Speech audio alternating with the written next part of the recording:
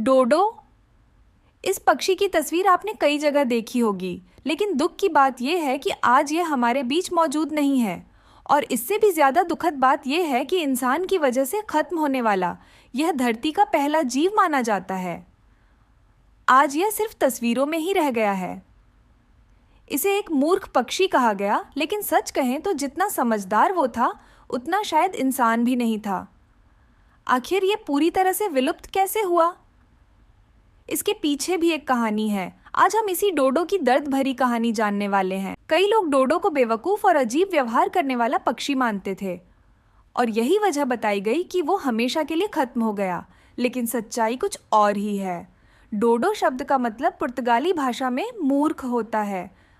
अब पुर्तगालियों से इसका क्या संबंध है, ये आगे समझते हैं।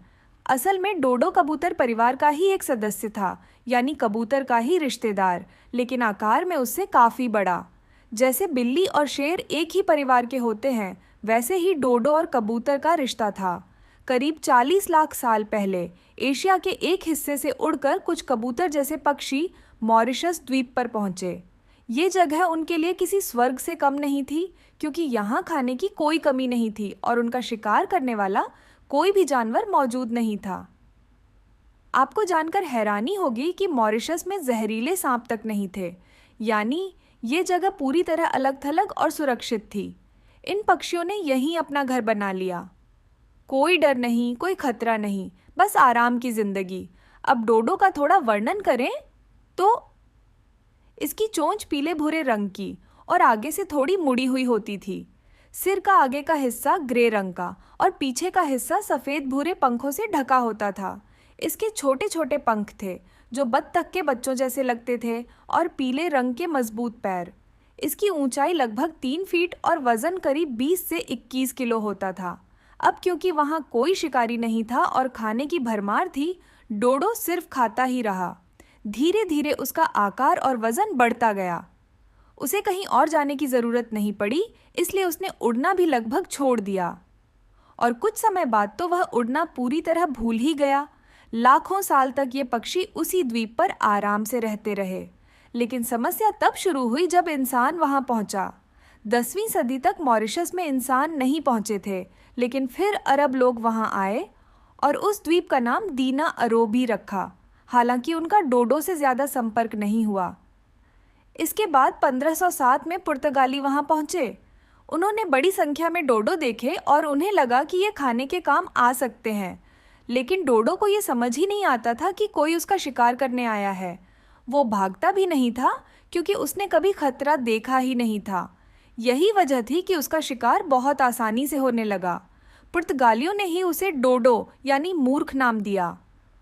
हालांकि उन्होंने बड़े पैमाने पर उसका शिकार नहीं किया, इसलिए डोडो अभी भी बचा रहा। लेकिन असली विनाश तब शुरू हुआ जब 1638 में डच लोग मॉरिशस पहुंचे। उन्होंने पूरे द्वीप पर कब्जा कर लिया और इसका नाम अपने राजकुमार प्रिंस मॉरिस ऑफ नसाउ के नाम पर मॉरिशस रखा। डच लोग अपने साथ कई जानवर भी लाए, जैसे कुत्ते, बिल्ली, सुअर और बंदर। अब डोडो पर दो तरफ से खतरा था। एक तरफ इंसान उसका शिकार कर रहे थे और दूसरी तरफ ये नए जानवर उसे खा रहे थे। डोडो में लड़ने या भागने की आदत थी ही नहीं, इसलिए वो आसानी से शिकार बनता गया। डच लोग तो मज़े के लिए भी उसका शिकार करने लगे। यहाँ तक कि ये प्रतियोगिता होती थी कि कौन ज़्यादा डोडो मारता है। इसके साथ ही उन्होंने बड़े पैमाने पर जंगलों की कटाई भी शुरू कर दी, जिससे डोडो का खाना और रहने की जगह भी खत्म होने लगी। इन सभी कारणों से डोडो तेज़ी से खत्म होने लगा। आखिरकार 1690 तक धरती पर एक भी डोडो जीवित नहीं बचा।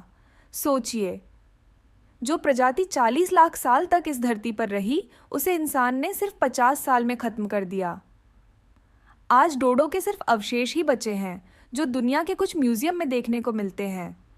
आपको ये जानकर हैरानी होगी कि मुग़लों के समय भारत में भी 2 डोडो लाए गए थे। मशहूर चित्रकार उस्ताद मंसूर ने 1625 में उनका चित्र भी बनाया था। यूरोप में भी कुछ डोडो ले जाए गए, लेकिन वे वहाँ जीवित नहीं रह पाए। आज वैज्ञानिक डोडो को फिर से जीवित करने की कोशिश कर रहे हैं, लेकिन सवाल ये है कि इंसान ने एक निर्दोष प्रजाति को खत्म क्यों किया? आपको ये कहानी कैसी लगी, हमें कमेंट में ज़रूर बताएं।